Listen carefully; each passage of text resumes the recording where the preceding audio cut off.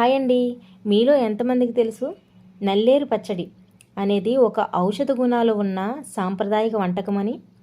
ఇది రక్తాన్ని శుద్ధి చేస్తుంది, శరీరంలో వేడిని తగ్గిస్తుంది, జాయింట్ పెయిన్స్కి, వాపులు తగ్గించడంలోని చాలా ఉపయోగపడుతుంది. ముఖ్యంగా ఎముకల బలం పెంచడానికి చాలా ఉపయోగపడుతుంది, జీర్ణశక్తిని మెరుగుపరుస్తుంది. కాబట్టి వారానికి ఒక్కరోజైనా సరే ఈ పచ్చడి తినచ్చు.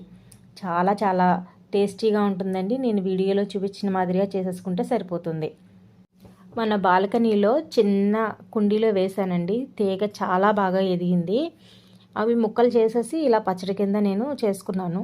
పొడి కింద చేసుకోవచ్చు, కూర కింద వండుకోవచ్చు, ఏ విధంగా అయినా సరే తినచ్చు. వారానికి ఒక్కసారి తింటే సరిపోతుంది. పిల్లల దగ్గర నుంచి పెద్దల వరకు తినచ్చు. ఇడ్లీలోకి కానీ, అలాగే రైస్లోకి కానీ, రోటీల్లోకి కానీ, ఎందులోకైనా తినచ్చండి. వీడియో నచ్చితే లైక్ చేయడం మర్చిపోకండి. ఎక్కడ దొరికినా సరే కంపల్సరీ తెచ్చుకోండి, పచ్చడి చేసేసుకోండి.